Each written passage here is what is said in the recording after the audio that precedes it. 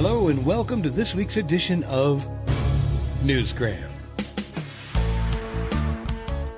Today, it's all about resumes. If you have one, that's fantastic. You probably should update it. If you don't have one, then you need one. I found an article in the New York Times that says how working women can deal with a career gap in their resume. And I think this article works pretty well for men or women, but it was written for women.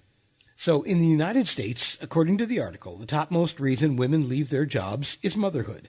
And whether it's motherhood and illness or some other time off of work, these career gaps can be a real obstacle in your way of acquiring a new job.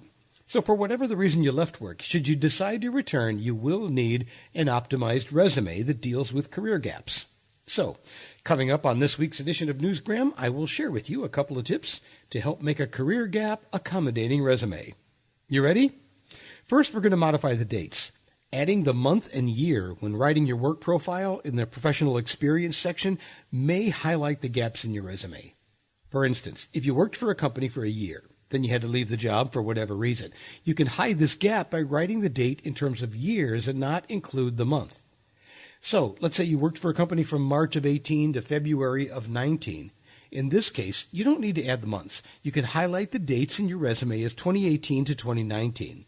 So if you started looking for a job in December of 19, you would have easily omitted a 9-month gap in your profile.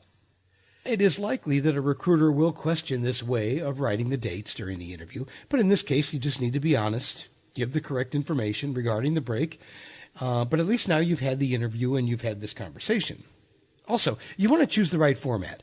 A resume is only 1 or 2 pages, so a career break is easily visible, but a correct resume format can minimize its impact. For instance, a chronological resume format highlights your recent achievements instead of emphasizing your skills. Though it is an ideal format for candidates trying to showcase a progression in their career, it becomes a problem when you have a break in your employment history.